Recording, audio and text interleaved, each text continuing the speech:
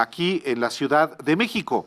Hoy fue la Secretaría de Seguridad Ciudadana de la Ciudad de México la que informó que en un operativo conjunto con la Fiscalía Capitalina y la Secretaría de Marina, se detuvo a Óscar Andrés N., conocido como el Lunares, quien es identificado como uno de los líderes del cártel Unión Tepito. Sí, bueno, pues la Secretaría de Seguridad Pública informó que Lunares fue detenido en Tolcayucan, Hidalgo, Sí.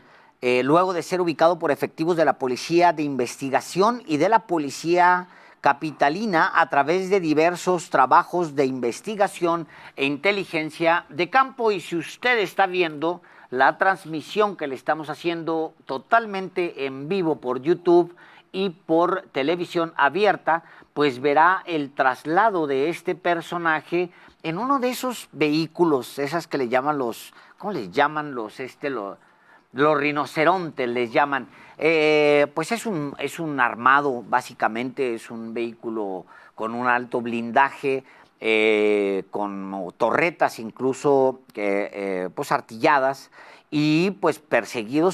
Ese es el nivel del personaje, Álvaro. Sí. Ese es el nivel del capo que fue arrestado el día de hoy. Sí. Óscar Andrés Flores es su nombre. Sí, Así fue buscado. Y se le identifica como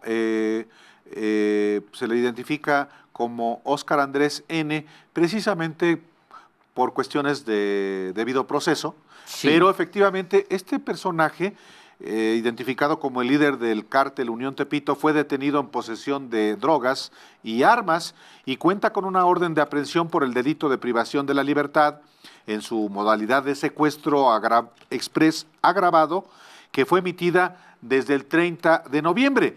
El operativo incluyó el cateo de 2 inmuebles en Tolcayuca, en Hidalgo, a donde Lunares se mudó luego de un operativo, usted lo recordará, aquí se lo informamos, en el mes de octubre en la colonia Morelos, donde la policía capitalina ubicó el centro de operaciones de la Unión Tepito. Así es. Bueno, este personaje, el Lunares, pues era un tipo muy excéntrico, Álvaro. Sí, un personaje excéntrico cuya vida se reveló, se salió a la luz pública apenas en octubre pasado, cuando en un operativo, en un complejo donde se encontraron restos humanos, se encontraron desde huesos, altares a la Santa Muerte, había como pues un sincretismo extraño entre pues ritos incluso afroantillanos y también ritos a la Santa Muerte. Este fue un operativo que fue al final un operativo fallido, porque pues muchos de ellos salieron libres. Por cierto, por integrar mal la integración. Carpetas de investigación. Sí, dice la agencia internacional EFE, la agencia española EFE, que tras un operativo de seguridad en octubre que reveló su excéntrica vida, justo lo que le comento, el arrestado cambió su residencia al céntrico estado de Hidalgo, a unos 90 kilómetros de la capital mexicana, si bien continuó siendo uno de los principales líderes de esta banda criminal. Durante ese tiempo fuera de la capital, se estuvo apoyando, fíjate, por su padre, Dionisio Flores Valles, quien coordinó en ese periodo, mientras él tomó residencia allá en el estado vecino de Hidalgo, él estuvo coordinando las actividades delictivas en el centro de la Ciudad de México, Álvaro. Sí, el Lunares se convirtió en uno de los líderes de la Unión Tepito luego de la captura de otros cabecillas como Roberto Mollado, el Betito, y David García, el Pistaches. Según datos de la Secretaría de Seguridad Ciudadana, el Lunares mantiene una fuerte disputa con el grupo delictivo Fuerza Anti-Unión de Tepito. Además contaba con una red para ocultarse y para producir y distribuir droga en la Ciudad de México. Ese es el negocio, fundamentalmente la distribución de droga. Y después de la salida de Lunares de la capital del país, su padre, como tú señalabas, Dionisio Flores, coordinó supuestamente, esto de acuerdo con las propias autoridades, las actividades delictivas de la zona centro de la Ciudad de México.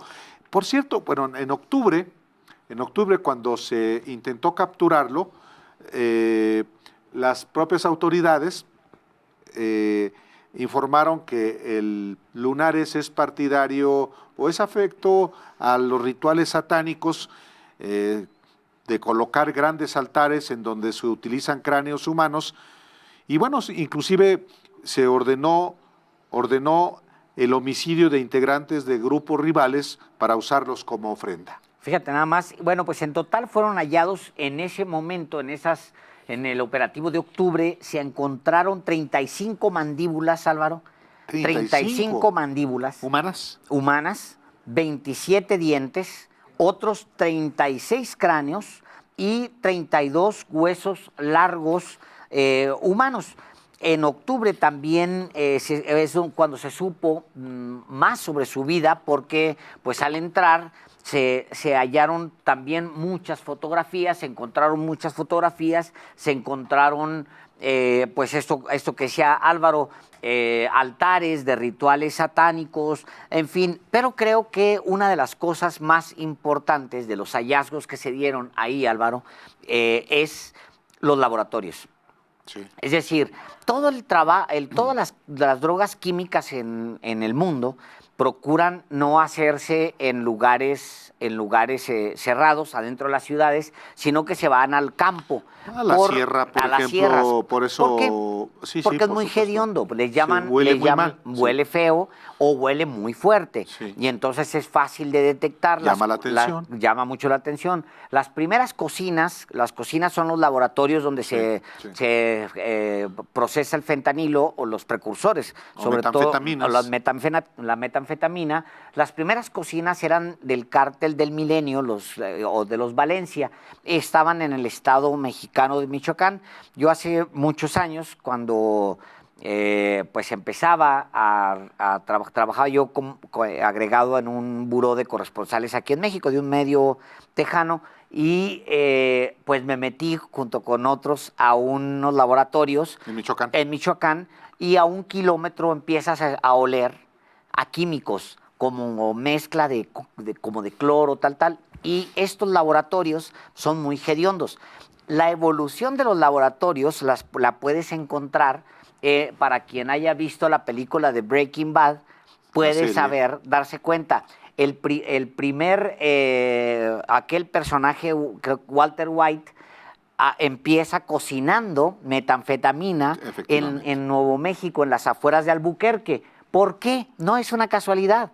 Tenía pocos recursos y entonces cocinaba en las afueras de Albuquerque, pues con pocos recursos, en una camionetona, te acordarás, una casa rodante, pues, ¿no? De esas campers que le llaman.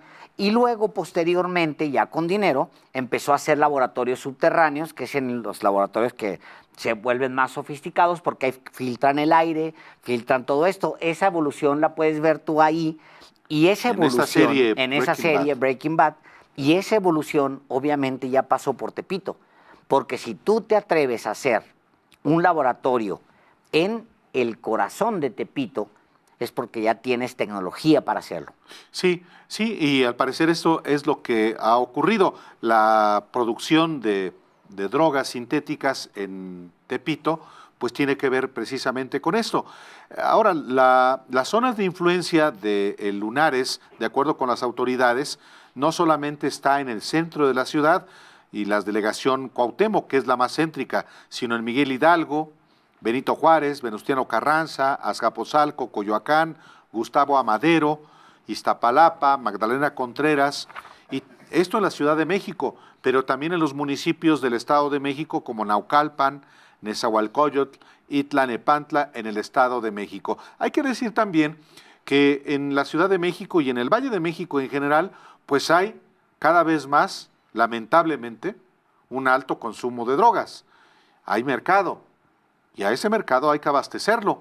Por eso se dan las disputas entre grupos delincuenciales que distribuyen drogas y que, pues, como en el caso de El Lunares, va cobrando un enorme poderío y sus rivales de la anti-Unión Tepito, pues también. Sí, bueno, recordarás, Álvaro, que en aquel operativo de octubre se les encuentra en esa casa de seguridad, se les encuentran nada menos que 2 kilos de marihuana, Que no es 18 tanto. kilos De cocaína. 12 armas de fuego cortas, 7 armas largas, pero también un lanzacohetes. No es poquito, No. 7 kilos de cocaína, 18 kilos de cocaína. Sí, porque Híjole, pues hay una fortuna en eso, Álvaro. 18 kilos de cocaína, bueno, sí es un dinero, pero finalmente no sé cuánto pueda significar 18 kilos de cocaína para el mercado Que él de la tiene Ciudad aquí. de México, ¿no? No lo sé, pero finalmente es una cantidad pues irrelevante. La marihuana, ¿cuántos se le decomisaron? Sí, de 2 marihuana es kilos de nada. marihuana. Hombre, eso es para 2 kilos es Nada. muy poquito. Pero, Bueno, a ver, de los precios, 1 kilo de cocaína aproximadamente, según la DEA, se calcula en la Ciudad de México el kilo pesado así como cocaína. tal de cocaína, se calcula en 20,000, no, a ver, ahora te voy a dar el precio, en $80,000. $80,000. 80,000 por... No, pero discúlpame, el precio de 1 kilo de cocaína está considerado en $22,500 en la Ciudad de México. El kilo. Ahora, tú agarras eso y luego se corta, o sea, eso ¿Con qué lo, se lo corta extienden, la pues cocaína? con marranada y media, hasta con veneno para ratas y todo, o sea, lo convierten en un... Y eso hay que duplicarlo, lo conviertes en 10 veces su valor, o sea, de 22,500 hasta $200,000. Un kilo. 1 kilo. O sea, Pues sí. partido, cortado, distribuido. Imagínate, en fin, a lo mejor necesitamos, a lo mejor no son las cifras que le estamos dando, seguramente habrá alguien más que lo sepa con toda precisión, pero sí es un montón de dinero, sí es un personaje muy pesado y sobre todo, pues es un personaje exótico, alguien que tiene acceso a lanzacohetes. Bueno, se pueden conseguir en el mercado negro cualquier tipo de armas. Aquí lo hemos también informado. Digo, nada más que, aunque que se puedan conseguir, no es que andes, digo, ¿a poco tú vas a ir mañana a comprarte un lanzacohetes? No, señor, no, yo no detesto las armas. En fin. Por eso. Pero es un personaje relevante, el Lunares. Relevante, sí lo Como es. al parecer es un personaje relevante, el otro que fue detenido el día de hoy, solo que allá en Michoacán, El Bocho. el Bocho le llaman.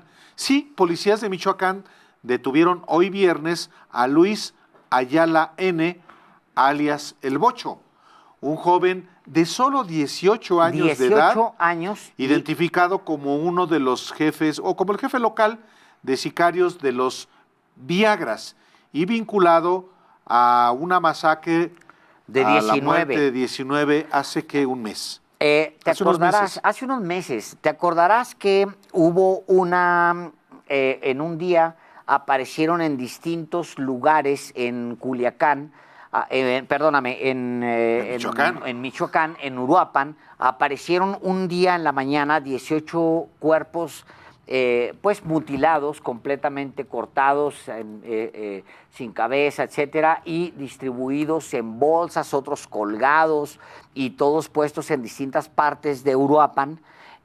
Los regaron, En hallaron septiembre, fue en septiembre del año pasado, efectivamente. 19 cuerpos desmembrados, que es una barbaridad de cuerpos.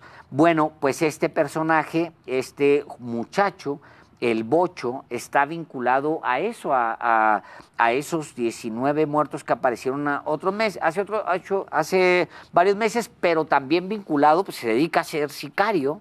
Imagínate tú a cuántos muertos, Álvaro. Sí, el gobierno de Michoacán confirmó efectivamente la detención de Luis Ayala Barragán, que es su nombre, quien se relaciona con efectivamente el homicidio de 16 hombres y 3 mujeres, cuyos cadáveres aparecieron, no, fue el 8 de agosto, aparecieron colgados en un puente o esparcidos en calles. El bocho fue sorprendido por un grupo de policías cuando, en compañía de sus escoltas, viajaba en un vehículo en la zona centro de Uruapan, donde se generó un enfrentamiento a balazos. Y luego la Secretaría de Seguridad Pública de Michoacán informó que en el intercambio pues resultaron heridos el propio bocho, sus escoltas y 3 policías más. Sí, asimismo, otros cómplices del presunto narcotraficante lograron huir y tomaron por la fuerza, ojo, un camión de carga y 2 vehículos compactos, los cuales atravesaron e incendiaron sobre la autopista federal siglo XXI, la cual une Morelia con Uruapan y el puente internacional de Lázaro Cárdenas en la costa del Pacífico. Hay que decir que esta autopista, la siglo XXI, es la que va de Morelia a Lázaro Cárdenas y a Iztapa. Y efectivamente, las recomendaciones que uno toma, yo he viajado a Iztapa por carretera, por esa autopista, es sencillamente no detenerse, porque es una zona caliente, Sí, es una sí. zona complicada, pero Sí, ahí sí, sí. hoy se generaron una reacción por la captura que implicó la quema de vehículos, incluyendo en la autopista siglo XXI. Así es. Bueno, pues esa detención generó, imagínese usted, generó pues enfrentamientos y también que se quemaran estos vehículos en esa carretera. Fíjate que yo ese estado, Michoacán, Álvaro, lo conozco bien, lo recorrí en un tiempo en carretera. Justo tuve la suerte de poder recorrer esa entidad antes de que Felipe Calderón declarara la guerra.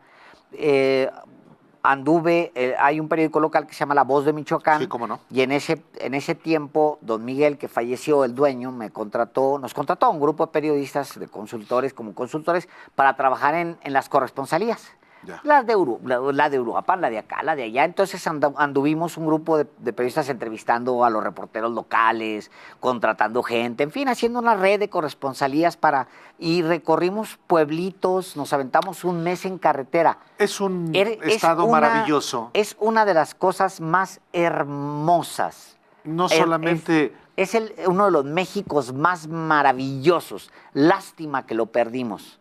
Ese México que se recorría en carreteras, Álvaro. Efectivamente. Bueno, tú hablas de Michoacán y Michoacán tiene muchas regiones, todas disfrutables, y no solamente por los paisajes, por la gente, por la comida, pero pasa algo semejante con Jalisco. Jalisco era muy disfrutable por carretera.